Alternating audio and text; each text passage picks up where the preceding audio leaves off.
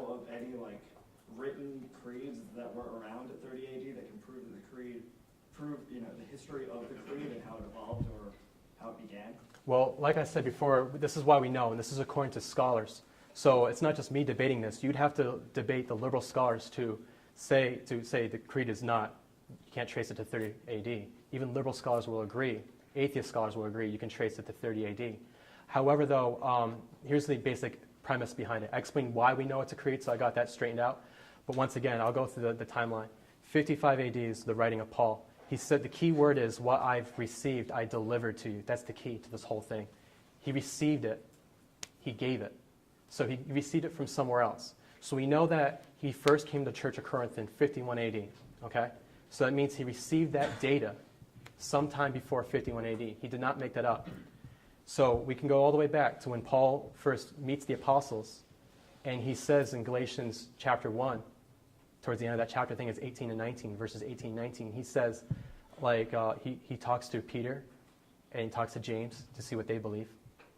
And that's in 35 AD. 13 years later, according to Galatians chapter 2, he actually, Paul can be kind of like obsessive compulsive in a way, which is good, because he actually double checks the information. And we see that in Galatians chapter 2. He wanted to make sure what he's preaching is correct. It turned out being correct.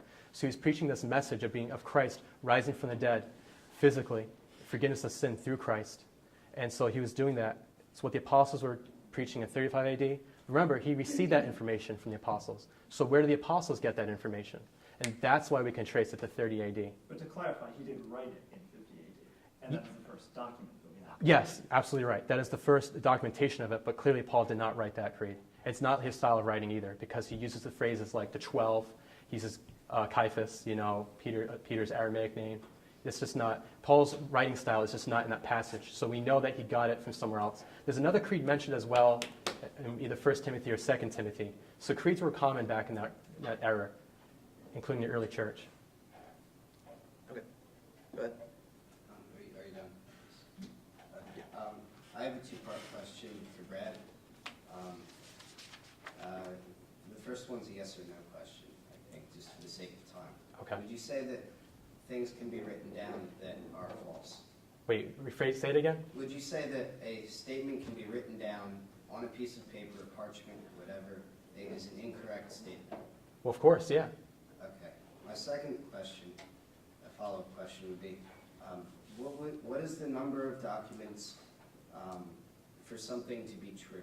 In other words, if I have 25 people, let's say 50 people, right, that eating pineapple will make you grow a third arm or a third leg, whatever, something like that. What would you say, those documents are copied many, many thousands of times throughout the ages. What would you say is the exact number of documents for something to be true? Well, you bring up a good point. It's like, so the question, I just want to make sure I got it straight. Your question is what number of documents will make something true, even if it's just flat out not. To the point of you are so unbelievably convinced and certain that you're willing to devote your life to the pineapple cause, for example. All right, I want to ask you this, though. How many independent sources do you need in ancient history for something to be a historical fact by historians? I'm not sure if I follow. All right, historians will actually agree upon at least our light keeps going out. Seriously, everyone's waving. Awesome.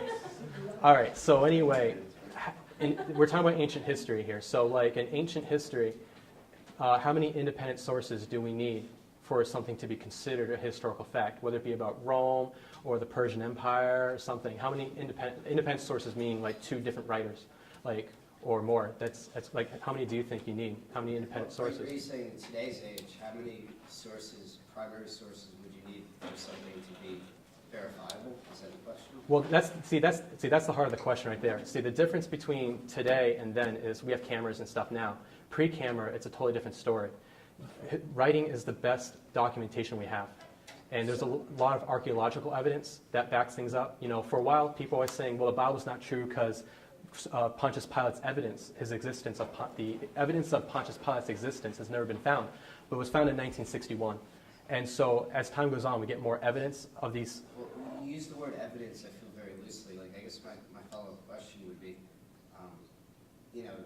when someone makes a statement, like you were saying about cameras, like obviously they didn't have cameras. Would have been convenient because then we know the answer one way or another. Yeah, it'd be cool. Unfortunately, they didn't. So, you know, obviously, it's word of mouth was very, I guess, important. Probably even more important than it is today. Yeah.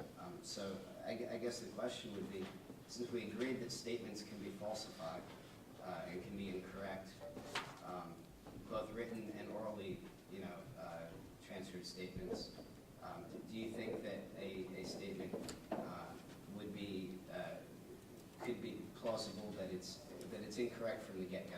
In other words, no matter how many people say it throughout the ages, that it could be inherently flawed.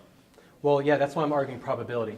I mean, it's always a possibility that everybody was wrong, but it goes against the odds because you have over 25 independent writers attesting to the fact that Jesus Christ physically rose from the dead. Well, So it ruins the odds. You say 25, like, if there were 15, would you not believe in Jesus' resurrection? Oh, yeah. What is the number of a plausible argument for Actually, Jesus' two or more independent, just two or more. Just two. Just two. So if I have two sources that say pineapples are divine, and, you know, worshiping them will send you to a magical place called heaven, would you say that's an appropriate belief?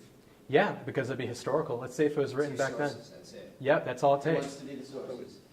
So, but it's true. I mean, that's the way we have what's called critical scholarship. Right. Because in critical scholarship, they go through the text to see exactly what is historical. They have this really long, drawn-out process. So for about 300 years, the New Testament specifically, actually more so since the 1800s, has been heavily attacked, especially by the German scholars. And it still stands. I mean, so many people have set out to try to disprove this, and a lot of them end up becoming Christians because the evidence is pretty good. Okay. But to add on one more thing, you're right, oral and written, people have a problem with it. But let's remember, Timothy McVeigh was executed based on written oral evidence.